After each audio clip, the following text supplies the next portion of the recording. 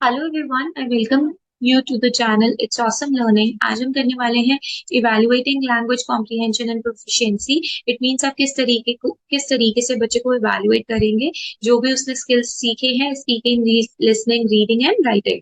आपको मैंने listening, speaking, reading and writing के स्पीकिंग स्किल्स जो टोटल ओवरऑल स्किल्स थे उसकी स्ट्रैटेजीज पहले वीडियो में हो चुकी है, तो वो आप उसको जरूर देख लीजिएगा।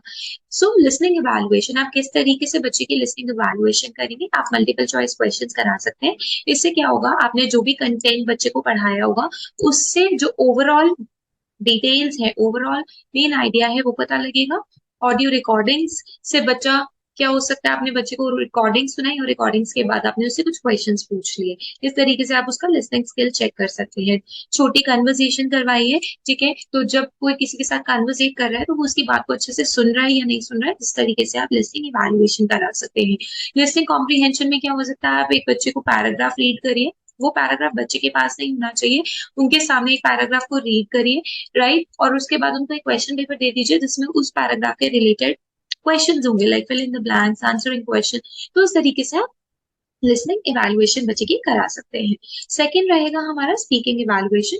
किस तरीके से आप कोशिश करेंगे कि बच्चा ज्यादा से ज्यादा स्पीक करे और आप उसको इवैल्यूएट कर ले, असेस कर पाए। रोल प्ले से, राइट? आप कोई रोल प्ले ऑर्गेनाइज करेंगे जिसके अंदर बच्चे के स्पीकिंग स्किल्स इवैल्यूएट हो जाएंगे, राइट?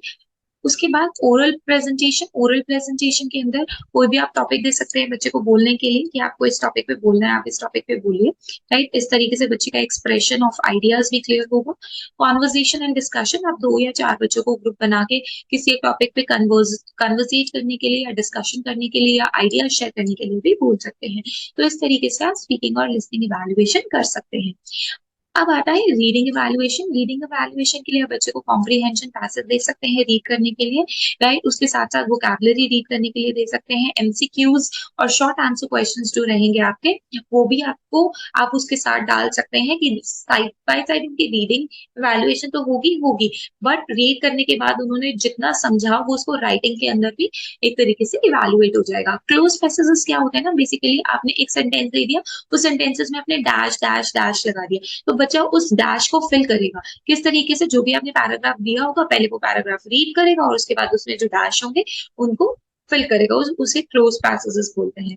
और रीडिंग कॉम्प्रिहेंशन के अंदर एक्सरसाइजेस आप डाल सकते हैं जिसमें रिटन टेक्स्ट होंगे, like matching true false statement, completing tables and diagrams.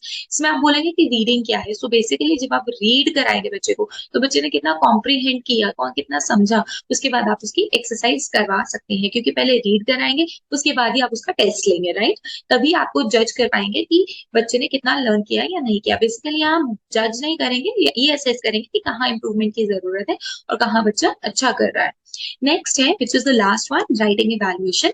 आप शॉर्ट राइटिंग टास्क दे सकते हैं बच्चे को जिससे कि बच्चे के आइडियाज क्लियर हो जाए। जैसे बचपन में माय बेस्ट फ्रेंड पे मिलता था या कोई डायरी एंट्री मिल जाती थी, उस तरीके से। And we can give easily the word count, इतने वर्ड काउंट होने चाहिए। ऐसे ऐसे राइटिंग के अंदर बेसिकली आप क्या दे सकते हैं कि आप कोई भी एक ऐसे दे दीजिए जिसके अंदर आप बच्चे का राइटिंग स्किल्स चेक कर सकते हैं, ग्रामर चेक कर सकते हैं, कोहेरेंस मतलब कितने सिमिलर वर्ड्स यूज किए हैं, वोकैबुलरी कितनी यूज की है, तो वो आप सब चेक कर सकते हैं।